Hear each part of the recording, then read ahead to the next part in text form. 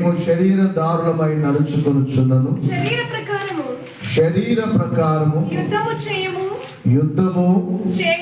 చేయము.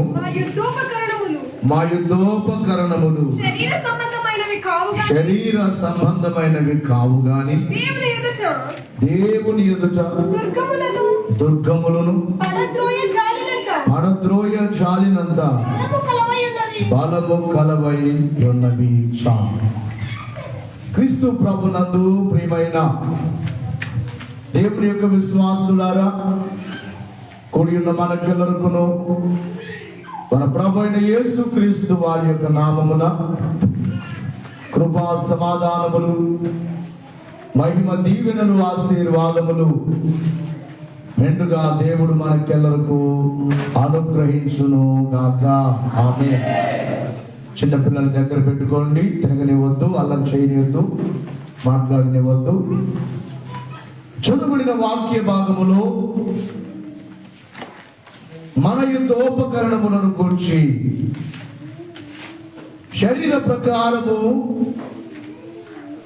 మేము శరీరదారులమై నడుచుకొనుచున్నను, శరీర ప్రకారము యుద్ధము చేయము. అనగా ఈ లోకములో యుద్ధము అనేది మానవుని జీవితములో ఉన్నది. దానికి మరొక పేరు పెట్టేది బైబిల్ పోరాటము. పోరాటము మానవుని జీవితములో ఈ భూమి మీద మానవునిగా జన్మించినప్పటి నుండి పోరాటమే. పోరాటము లేని మానవుడు లేడు, పోరాటము లేని కుటుంబము లేదు, పోరాటము లేని దినము లేదు. ప్రతిదినము మన పోరాటము. అయితే లోకములో రెండు రకముల పోరాటములు మనకు కనబడుచున్నాయి. ఒకటి శరీర సంబంధమైన పోరాటము. అమ్మా మనసు పెట్టట్లేదు. ఈ శరీర సంబంధమైన పోరాటం ఏమిటి? రాజులు రాజ్యముల కొరకు పోరాడుచున్నారు. కుటుంబములో ఉన్న అన్నదమ్ములైన వారు ఆస్తి కొరకు పోరాడుచున్నారు. ఎవరైనా నా సహోదరులే కదా అని అనుకోవట్లేదు. నాకు రావాల్సింది నాకు రావాలి అని వారు పోరాడుచు ఉన్నారు. మరికొంతమంది చెప్పే మాట ఏమిటంటే, ఒకవేళ కుటుంబములో తమ్ముడు బలహీనుడైతే, అన్న బలవంతుడైతే, మన ఒక కుమార్తె సాక్ష్యం చెప్తుంది. వారి తల్లి బాధ చెబుతుంది. ఆమె బాధ, వారి తల్లి చనిపోయింది, తండ్రికి అనారోగ్యం, వారి అన్న, వారి పెదనాన్న మీకు వచ్చే ఆస్తి మీకు ఏమి ఇవ్వమో, ఏం చేసుకుంటారో చేసుకోకూడదు. అనగా మానవుని జీవితంలో అనేక రకములైన పోరాటములు, కుటుంబములో కూడా, భార్య భర్తల మధ్యలో కూడా, తల్లిదండ్రుల మధ్యలో కూడా పోరాటము. అయితే ఇక్కడ శరీర సంబంధమైన పోరాటమును కూర్చి ఇప్పుడు మీకు చెప్పాలని అనుకోవట్లేదు, కానీ ఆత్మ సంబంధమైన పోరాటం లేక యుద్ధము. దేవుని పిల్లలైన వారు ఒకరితో ఎల్లప్పుడూ యుద్ధము చేయవలసిన వారు. ఎవరితో? దుష్టుడైన సాతానుతో, అపవాదితో. మన పోరాటము, ఈ పోరాటమునకు బైబిల్ పెట్టే పేరేమిటంటే ఆత్మీయమైన పోరాటం, ఆత్మ పోరాటము. సాతాను ప్రతిదినము మన మీద దాడి చేస్తూనే ఉంటాడు. ఏదో రీతిగా పడగొట్టాలి, దేవునికి దూరము చేయాలి అనేదే సాతాను యొక్క ఉద్దేశం. పాప అల్లరి చేయొద్దు, ఇలా చూడు, కూర్చో, అల్లరి చేస్తే నేను బయటకు పంపిస్తా. కూర్చోవాలి, లేదా పడుకోని నిద్రపో, ఎటు తిరుగు, ఆల్ట వైపు తిరుగు. దేవునికి మహిమ కలుగును గాక. చేతులు ఎత్తాలి, హుషారుగా ఉండాలి. మీరు ఈ వారం నాకు ఎందుకో జోలు వచ్చింది. ఏమైందో నాకు అర్థం కావట్లేదు. ఉన్నట్టుండి పడిపోయే పరిస్థితి అయిపోయింది. నాకు అనిపిస్తుంది నాకేమో బ్లడ్ తక్కువైనట్లుగా ఉంది అని. ఎందుకంటే మన వేలుకు తెగింది, చాలా తెగింది, కానీ ఒక చుక్క రక్తం రాలేదు. తెగడం మాత్రం చాలా తెగింది, ఒక చుక్క బొట్టు రక్తం రాలేదు. నాకు అర్థం అవ్వట్లేదు, ఏం నాకు బ్లడ్ తక్కువైంది ఏం గది కను తిరిగిపోతుంది. కానీ దేవుని సన్నిధిలో నిలబడినప్పుడు ఆ శక్తి నాకు తెలియదు. నా శరీరం నా స్వాధీనంలో ఉన్నది, ఆత్మ బలం అది. ప్రియులను గమనించాలి, ఇక్కడ వ్రాయబడిన మాట మన యొక్క పోరాటము లేక మన యుద్ధోపకరణములు ఏమిటి? మేము శరీరదారులమై నడుచుకొనుచున్నను, శరీర ప్రకారం యుద్ధము చేయము. శరీరముతోనే ఉన్నాము, శరీరదారులముగానే ఉన్నాము, కానీ మేము శరీరముతో యుద్ధము చేయము. మా యుద్ధోపకరణములు శరీర సంబంధమైనవి కావు. మేము ధరించుకున్న యుద్ధోపకరణములు ఏమిటి అంటే శరీర సంబంధమైనవి కాదు. సాధారణముగా యుద్ధోపకరణములు మనము బార్డర్లో, మన దేశం యొక్క సరిహద్దుల్లో సైనికులైన వారు ఉంటారు. వారి తలకు హెల్మెట్ పెట్టుకొని ఉంటారు. పాతకాలంలో, పూర్వకాలంలో రాజులు సైనికులైతే వారు కిరీటాలు పెట్టుకునేవారు. అయితే ఇప్పుడు హెల్మెట్ అనేది వారు ధరించుకొని ఉంటారు తలకి. ఎందుకు? శత్రువు ఏదైనా బుల్లెట్ వారి మీదకి అది వచ్చినా కూడా తల చాలా ప్రాముఖ్యమైనది కనుక తలకు తగలకపోతే మనిషి బ్రతకొచ్చు. చెయ్యికి ఏం దెబ్బ తగిలినా, కాలికి ఏం దెబ్బ తగిలినా, తలకు ఏం కాకపోతే మనిషి క్షేమంగా ఉంటాడు. రెండవది, వారు ఒక జాకెట్ కూడా వేసుకుంటారు సైనికులు. మనందరికి తెలుసు, బుల్లెట్ ఒకవేళ వారికి షూట్ చేసి ఆ గుండు వారికి వచ్చి తగిలినా కూడా ఈ ఎదభాగం ఇది కూడా చాలా ప్రాముఖ్యమైనది. అవునా? మాట్లాడలేదు. ఈ గుండె భాగం ఇక్కడ బుల్లెట్ వచ్చి పడింది అనుకోండి, స్పాట్ లో చనిపోయే అవకాశం ఉంటుంది. ఇక కాలికి చేతికి తగిలినా ఏదో వైద్యం చేసుకోవచ్చు. అందుకే ఏదైనా ప్రమాదం జరిగినప్పుడు తల బాగుంటే చాలు. మనం ప్రయాణం చేసేటప్పుడు కూడా పోలీసు వారు హెల్మెట్ ధరించుకోండి అని చెప్తూ ఉంటారు. ఎందుకు? పొరపాటు మనం కింద పడితే కూడా చెయ్యికి ఏం తగిలినా ఏం కాదు, కాలికి తగిలినా ఏదోటి మరలా ట్రీట్మెంట్ చేసుకోవచ్చు. తలకేమైనా తగిలితే ఇక మనిషికి చాలా ప్రమాదం. కొంతమంది కోమాలోనికి వెళ్ళిపోతారు. పోయిన సంవత్సరంలో ఒక కుమారుడు, చిన్న పిల్లలు ఒక ఫంక్షన్కి వెళ్ళి ఫుల్గా త్రాగి బైక్ తోలుతున్నాడు. సడన్ గా తాను కింద పడిపోయాడు. ఆ రోడ్లో పడిపోయాడు కింద. కరెక్ట్ గా తలకు తగిలింది. కొద్ది రోజులు హాస్పిటల్లో కోమాలో ఉన్నాడు. ఆ తర్వాత చనిపోయాడు. కనుక తల చాలా ప్రాముఖ్యమైనది. అందుకనే మనము యుద్ధోపకరణములు ధరించుకోవాలట. శరీర సంబంధమైన యుద్ధోపకరణములు కాదు, ఆత్మ సంబంధమైన యుద్ధోపకరణములు మనం ధరించుకున్నప్పుడు మన జీవితము క్షేమముగా ముందుకు సాగుతుంది. పోరాటములో విజయం పొందుతాం. ఆ యుద్ధోపకరణములను గురించి కొన్ని విషయాలు ఈ సమయంలో ధ్యానం చేసుకుందాం. ప్రియులారా, మన యుద్ధోపకరణములు ఎలాంటివట? బలమైనవి. ఎంతటి బలమైనవి? మరొకసారి చదువు కుమార్తె సరిగ్గా. మేము శరీరదారులమై నడుచుకొనుచున్నను, శరీర ప్రకారం యుద్ధము చేయము.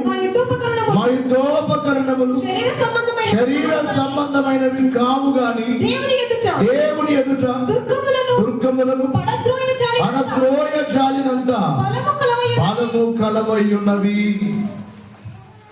దేవుని యొద్ద ఉన్న దుర్గములను కూడా పడద్రోయ జాలినంత బలము గలవై ఉన్నవి. ఓ బలమైన యుద్ధోపకరణములను మేము ధరించుకున్నాం అని అపోస్తులైన పౌలు ఇక్కడ రాస్తున్నాడు. ఏమిటి ఆ యుద్ధోపకరణములను గురించి? అదే పౌలు భక్తుడు ఎఫెసీ పత్రికలో కూడా రాస్తూ ఉన్నాడు. ఎఫెసీ పత్రిక 6వ అధ్యాయం 10వ వచనములో వ్రాయబడిన మాట కనుక ప్రభువు యొక్క ఏమిటి? ప్రభు యొక్క మహాశక్తి. ఏ శక్తి? మహాశక్తిని మాట్లాడలేదు. ఏ శక్తి? ఈ లోకంలో చాలా శక్తులు ఉన్నాయి. మంత్రశక్తులకు భయపడతారు, అంతర్శక్తులకు భయపడతారు, చేతిబడి చేశారని భయపడతారు. నాకు అర్థం కాదు, చిన్న నిమ్మకాయకి భయపడతారు. ఏంటి? ఓ పచ్చిమిరపకాయ అక్కడ ఏదో చేసి నిమ్మకాయలు పచ్చిమిరపకాయలన్నీ వేసి పెడితే దానికి భయపడతారు. అవి శక్తులే, మంత్రశక్తులే. కానీ మన శక్తి ఏమిటి? మహాశక్తి. చెప్పకూడదా? ఏ శక్తి? మహాశక్తి. తుదకు ప్రభు యొక్క మహాశక్తిని బట్టి ఆయన యందు బలవంతులయుండుడి. మీరు అపవాది తంత్రములను గమనించాలి. ఎవరిలో బలవంతులము? ఆయన యందు బలవంతులం. ఆయన శక్తి, ఆయన బలము. అపవాది తంత్రములను ఎదిరించుటకు శక్తివంతులగునట్లు దేవునిచ్చు సర్వాంగ కవచములను ధరించుకొని ఎలయనగా మనము పోరాడున్నది. ఇక్కడ కూడా బాగా వినాలి. మనము పోరాడున్నది శరీరులతో కాదు గాని ప్రధానులతోను అధికారులతోను ప్రస్తుత అంధకార సంబంధులకు లోకనాథులతోను ఆకాశ మండలములో ఉన్న దురాత్మల సమూహములతోను పోరాడుచున్నాను.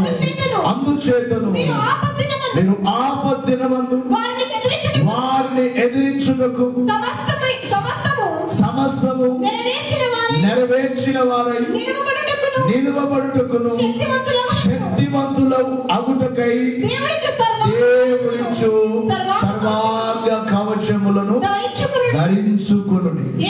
2 చోట్ల ఒక మాట వ్రాయబడుతుంది. దేవుడిచ్చు సర్వాంగ కవచములను ధరించుకొనుడి. ఏమిటి సర్వాంగ కవచములు? మొదటిగా చూసినట్లయితే ఏలయనగా మీ నడుమునకు సత్యమును దట్టి కట్టుకొనుడి.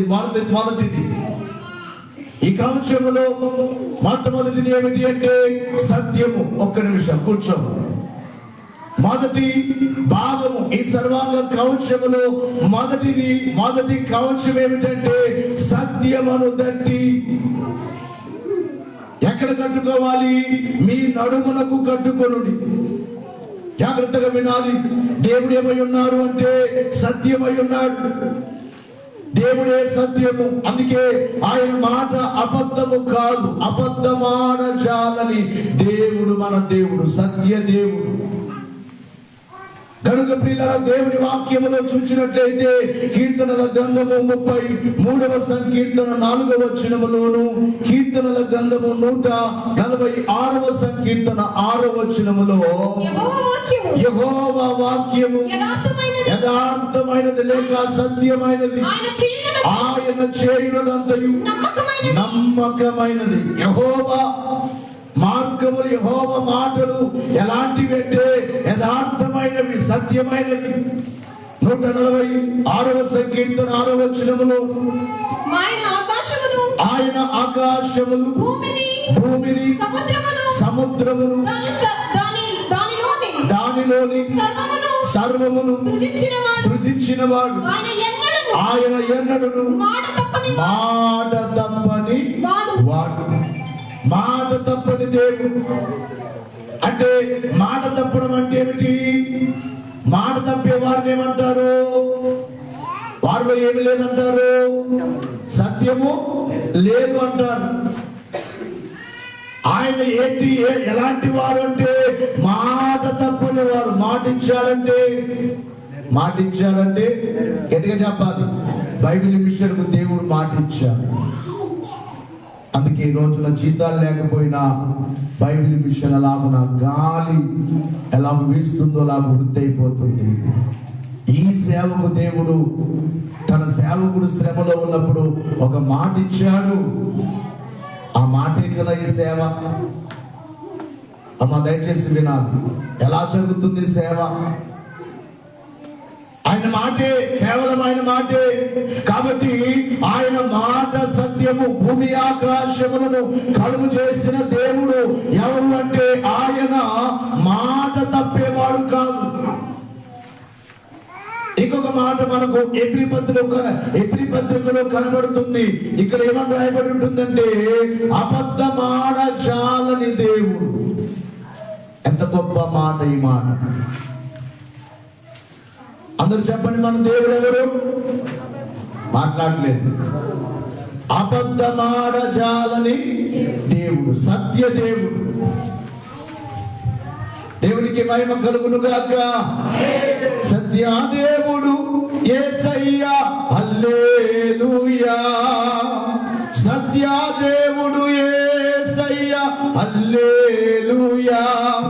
ఆ మార్గము కూడా యేసయ్యా, హల్లెలూయా. ఆ మార్గము కూడా 6వ అధ్యాయం. యేసునందే రక్షణ మనకు, హల్లెలూయా. శ్రీ యేసునందే నిత్య జీవం. గట్టిగా చెప్పబడాలి. యేసునందే రక్షణ మనకు, శ్రీ యేసునందే నిత్య జీవం. 6వ అధ్యాయములో 17వ వచనములో చూస్తే ఈ విధముగా దేవుడు తన సంకల్పమును నిశ్చలమైనదని ఆ వాగ్దానమునకు వారసులైన వారికి మరి నిశ్చయముగా కనపరచవలెనని ఉద్దేశించిన వాడై.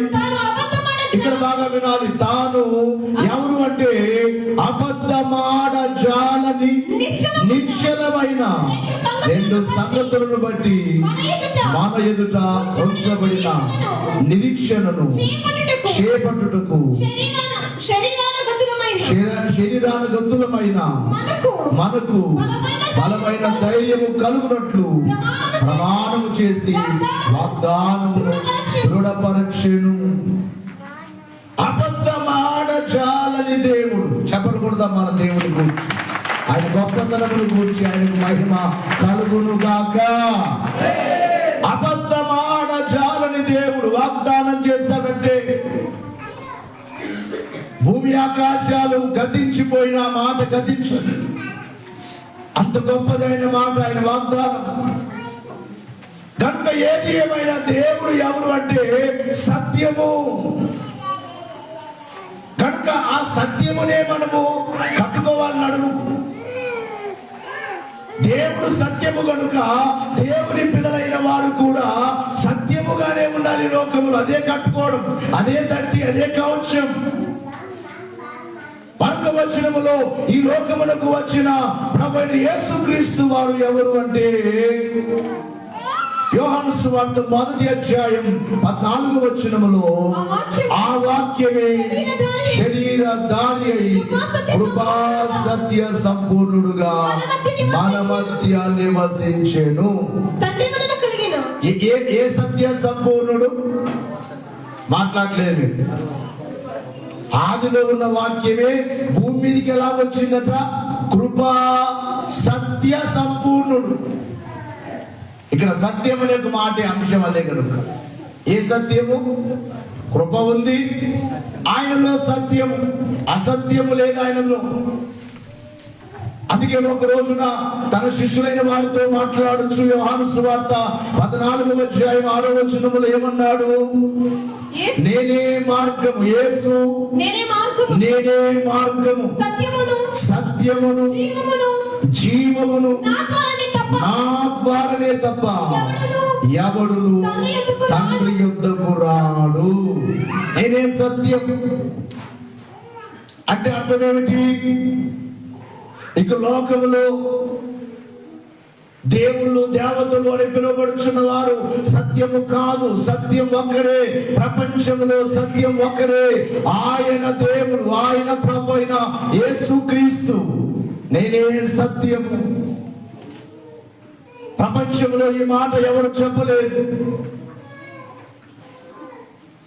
వాటిని ఆరాధించుచున్న వారు కూడా ఆ యొక్క వారు పూజారులు కూడా చెప్పే ఒక మాట, వారు చెప్పే పండితులు చెప్పే మాట, వారు కూడా ఒక దేవుని దగ్గర ఒకటి ఒప్పుకుంటారట. వారి వాటిలోని వారి సాక్ష్యమే ఏమని ఒప్పుకుంటున్నారంటే, వారే ప్రతిరోజు తెల్లవారుగానే వారందరూ కూడా అనేది ఏమిటంటే, దేవా మేము అసత్యములో ఉన్నాము, మమ్మను సత్యములోనికి నడిపించండి అని ప్రార్థన చేసుకుంటారట వారు. గనుక సత్యము నిజము, యేసు సత్యము. కాబట్టి ఈ రోజున ప్రపంచమంతా అన్ని భాషలలో అన్ని కులముల వారు, అన్ని మతముల వారు, భేదము లేదు, ఏ భేదము లేదు, అందరూ ఆయనను ఆరాధిస్తూ ఉన్నారు. కారణం ఏమిటి?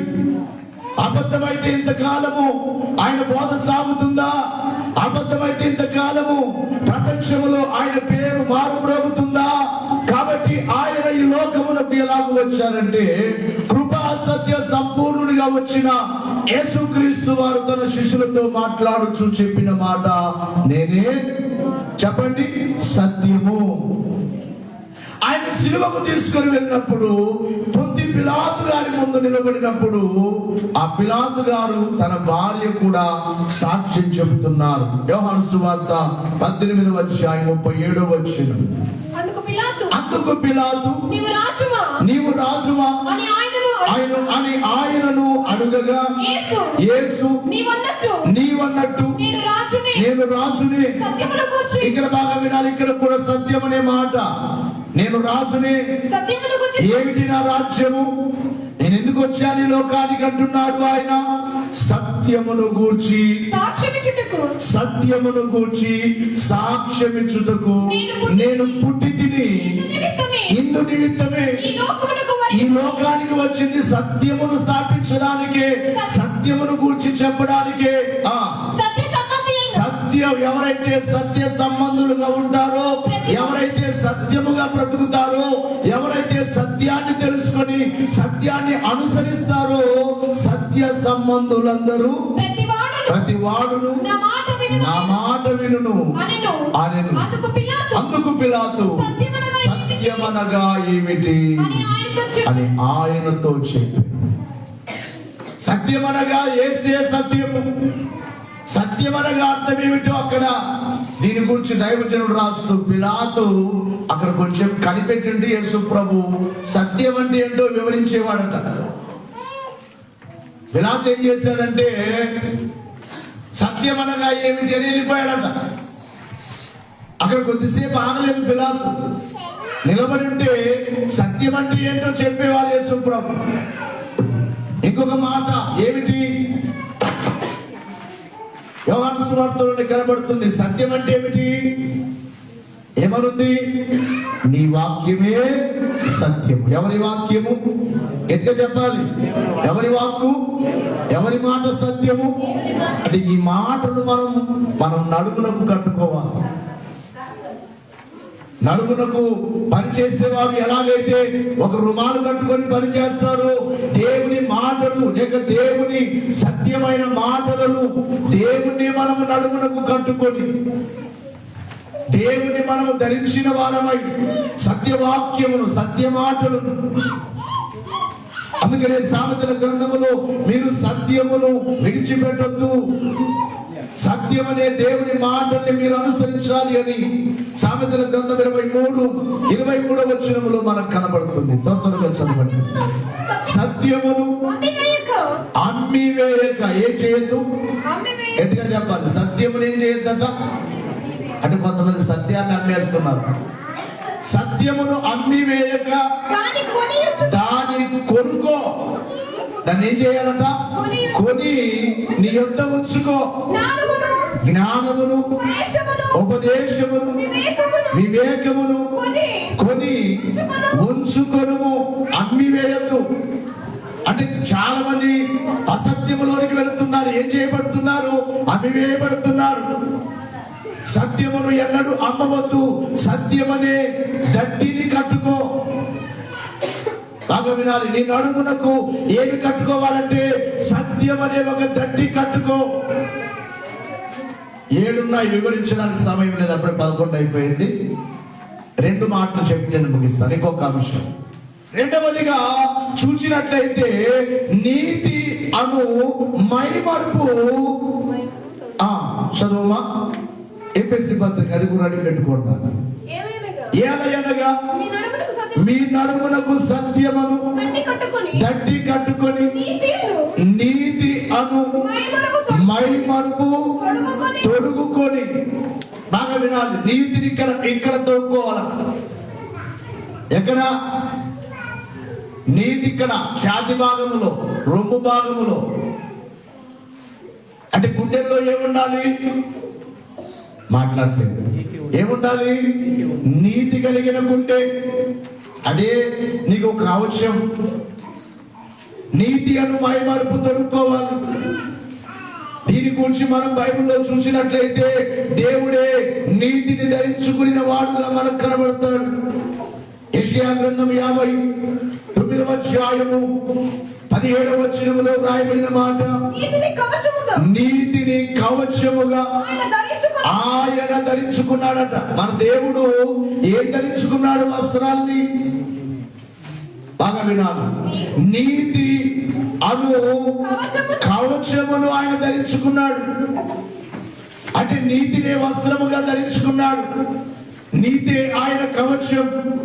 కాబట్టి దేవుని పిల్లలమైన మనము కూడా ఈ లోకములో ఏం ధరించుకోవాలంటే నీతిని ధరించుకో. నీతిని విడవద్దు. ఎన్నైనా పరిస్థితులు రావచ్చు. ఒక కీర్తనలో భక్తులు పాడుచు అన్నారు, దైవజనుడా మరువకోయి దైవనీతినోయి, దైవజనుడా మరువకోయి దైవనీతినోయి, దైవనీతి నొదలకోయి దేవుడు దీవించునోయి, దేవుడు దీవించునోయి. మధుర మధుర మధుర సేవా యేసు ప్రభుని సేవా, మధుర మధుర మధుర సేవా. ఓ దైవజనుడా, ఓ దైవజనుడా, నీవు నీతిని ధరించుకో. ఓ దైవ విశ్వాసి, నీవు నీతిని ధరించుకో. కారణం ఏమిటంటే నీవు ఆరాధించుచున్న దేవుడు ఎవరు అంటే నీతినే ధరించుకున్నవాడు. దేవునికే మహిమ కలుగును గాక. మరొక వచనములో కూడా మనం చూసినట్లయితే యెషయా గ్రంథము 61వ అధ్యాయము 10వ వచనములో శృంగారమైన బాగా ధరించుకొని పెళ్లి కుమారు నీతిగాను ఆభరణములతో అలంకరించుకొనిన పెళ్లి కుమార్తె రీతిగాను ఆయన రక్షణ వస్త్రములను నాకు ధరింపజేసి ఉన్నాడు. ఇక్కడ కూడా ఒక బట్ట కనబడుతుంది. దాని పేరు ఏమిటంటే నీతి అను బట్ట. నీతి అను పై బట్టను నాకు ధరింపజేసి ఉన్నాడు. ఏ బట్టను ధరించుకోవాలట? గట్టిగా చెప్పాలి అమ్మా, చెప్పాలి, మాట్లాడతాడు. విలువైన వస్త్రాలు కాదు. వస్త్రములు ఈ రోజు వేసుకుంటాం, రేపటికి రెండోసారి వేసుకునే లోపు అవి ఏమైపోతాయి? పాతగా అయిపోతాయి. ఈ సంవత్సరం అమ్మో ఏం బట్టలు ఇచ్చారమ్మా మాకు.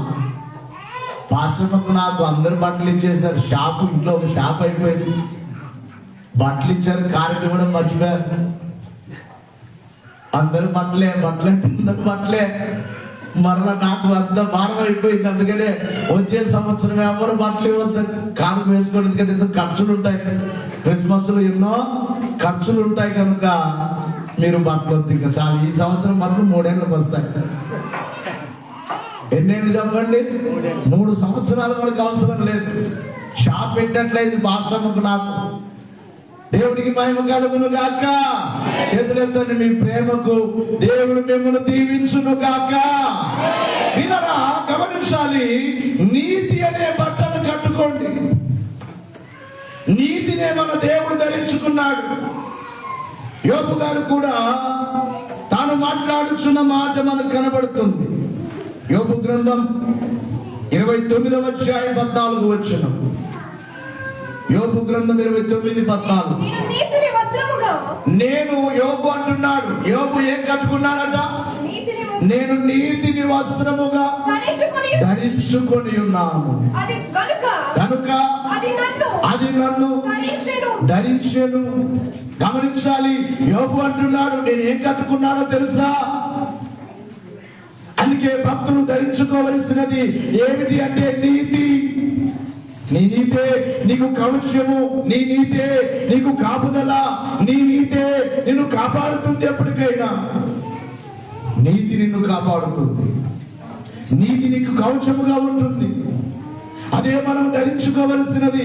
మొదటిగా సత్యం అనే తట్టి, రెండవదిగా నీతి అనబడే మైమరువు మనము ధరించుకోవలసిన వారమై ఉన్నాం. మన యొక్క గుండెలకు, ఛాతి భాగములు. దేవునికి మహిమ కలుగును గాక. ఇక మూడవ మాట ఏమిటంటే, ప్రియులారా, ఇక్కడ తప్పిపోయిన కుమారుడు, కొంతమంది తప్పిపోతుంటారు, దేవుళ్ళలో నుండి తప్పిపోతుంటారు. దినదినము కొంతమంది తప్పిపోతుంటారు.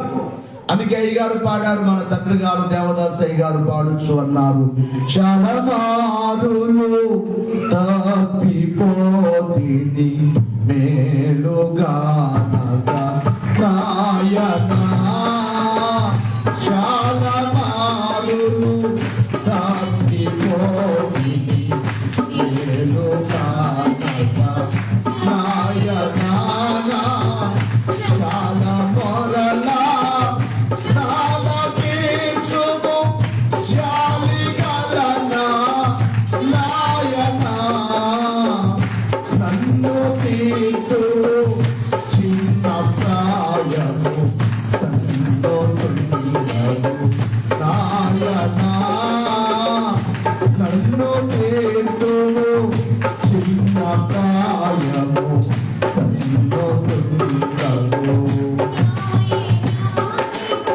పూరమునకు పూయిని గరి ఆలనైతిని నాయనా, పూరమునకు పూయిని గరి ఆలనైతిని నాయనా, కాను మూర్ఖపు చిత్తనైతిని కారువనమున నాయనా, నన్ను తీర్చుము చిన్న ప్రాయము సంతోషుండవు నాయనా, నన్ను తీర్చుము చిన్న ప్రాయము.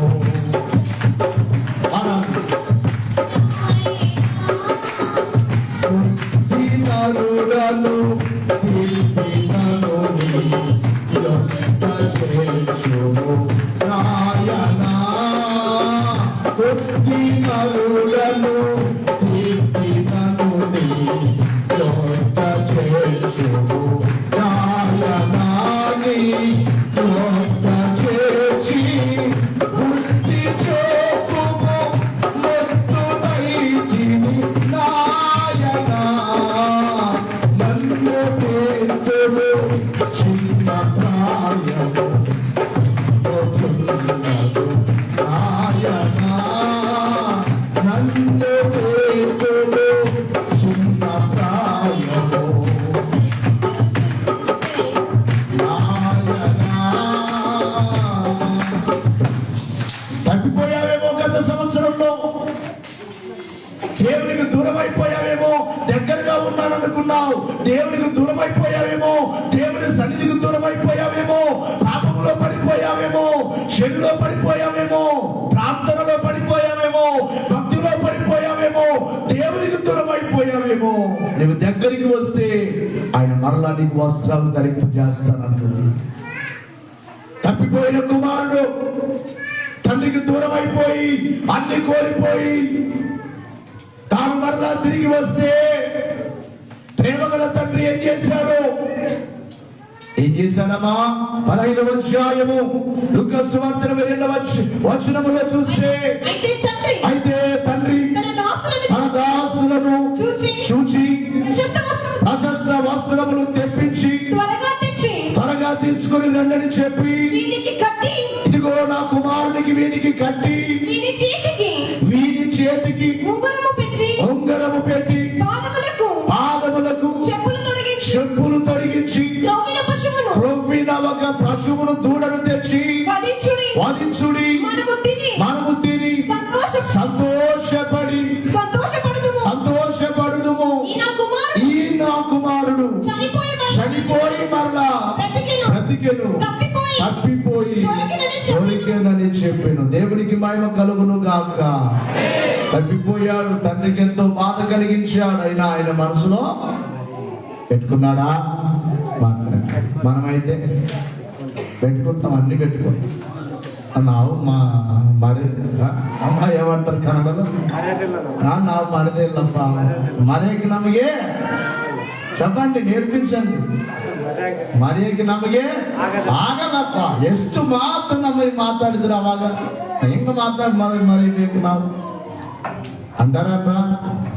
ఇప్పుడు ఆయన మనసులో పెట్టుకుంటే, రే ఎంత దుర్మార్గుడు ఎవరా, ఇచ్చిన ఆస్తంతా పోగొట్టుకున్నావు, ఇలాగ వచ్చావు కదా, దరిద్రుడుగా వచ్చావు, తిట్టాడా?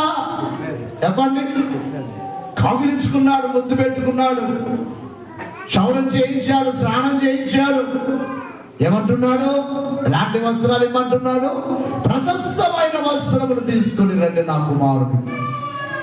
బహుశా నీవు దేవునికి దూరమై తప్పిపోయిన రా మరలా దేవుని దగ్గరికి, ఆయన నీకు వస్త్రములను ధరింపజేస్తానంటున్నాడు. చెప్పలు కొడతాం. ఆ నీతి వస్త్రమే మనకు కంచె కవచము. ఇక మూడవ మాటను చెప్పి ముగించుకుందాం ప్రియులారా. మూడవదిగా చూసినట్లయితే విశ్వాస ప్రేమ, అది తర్వాత మీకు చెప్తాను. ఈ మాట కూడా బైబిల్లో ఉంది. విశ్వాస ప్రేమ అను కవచము ధరించుకోవాలట. ఇక రెండు, విశ్వాసం అనేది అక్కడ ఉంది. ఇంకో మాటలో చెప్పాలంటే ప్రేమ అనే ఒక కవచం. ఎవరి ప్రేమ? గట్టిగా చెప్పాలి.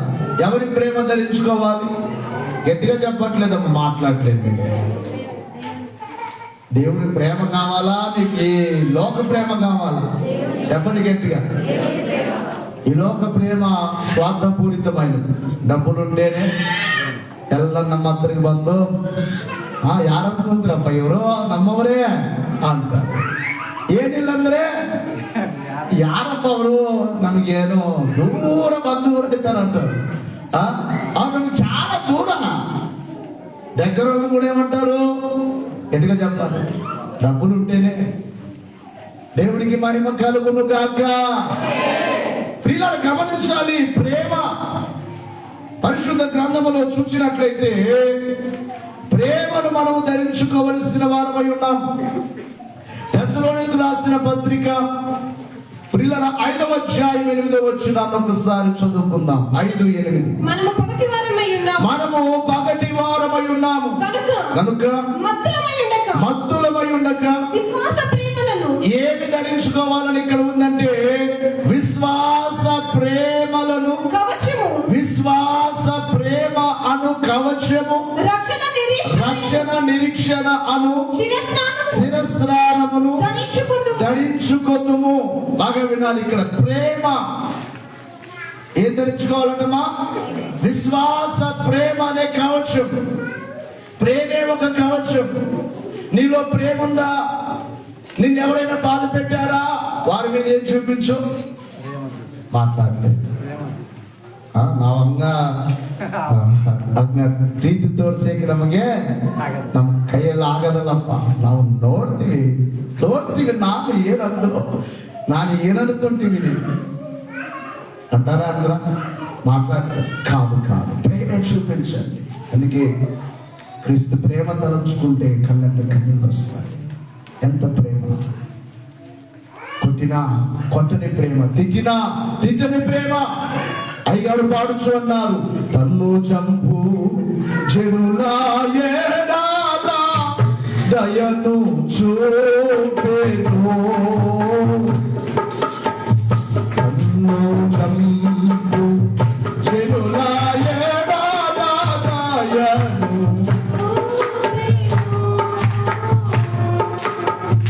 చిన్నగా దొంగను లక్షింప చేశాపెను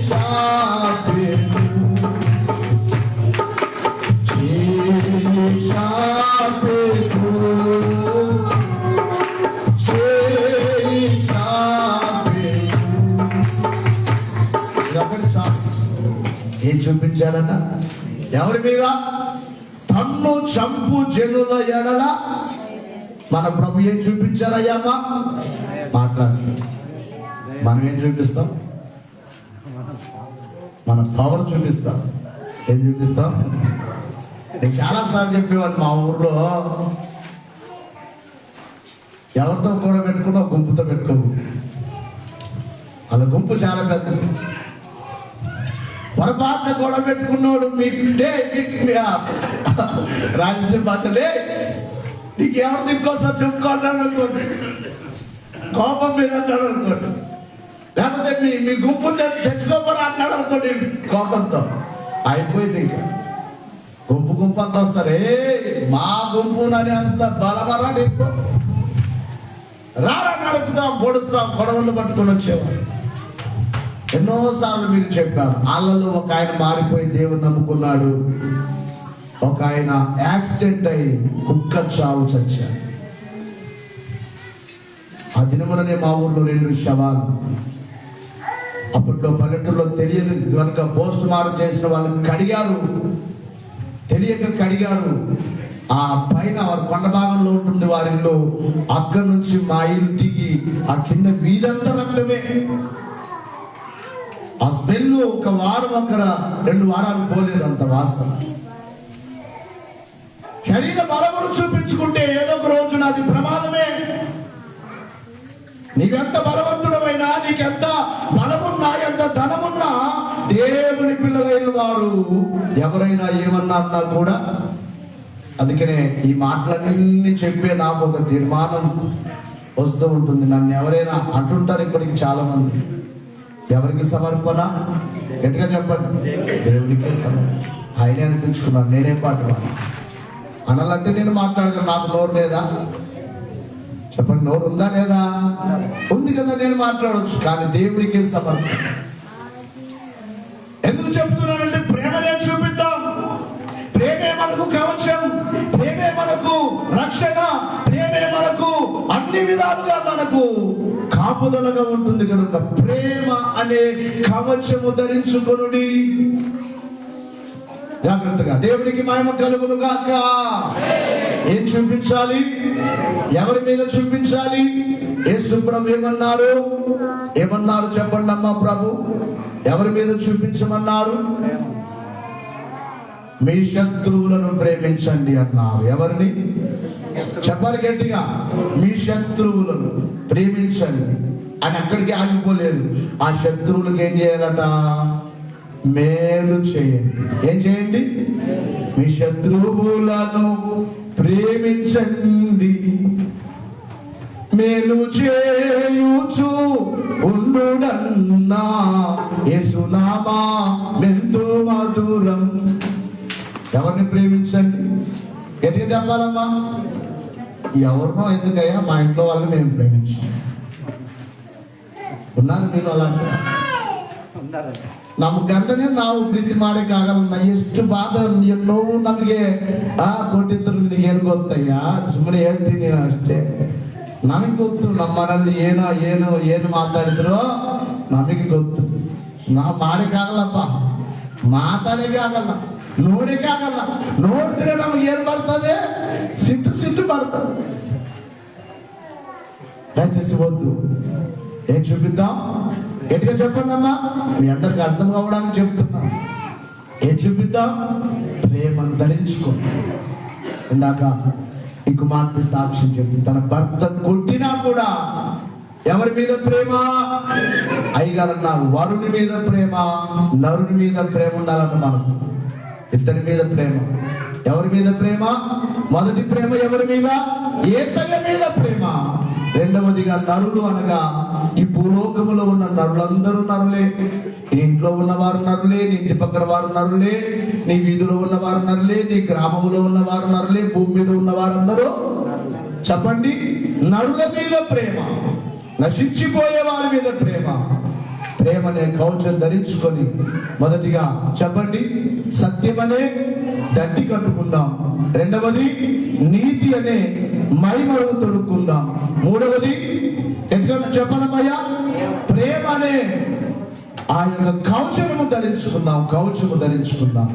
ఇక మిగిలినవి మరలా వారంలో మీకు చెప్తారు. దేవునికి మహిమ కలుగును గాక. సమయం సరిపోదు కనుక అందరూ మోకరిద్దాం, అందరూ మోకరిద్దాం, అందరూ మోకరిద్దాం.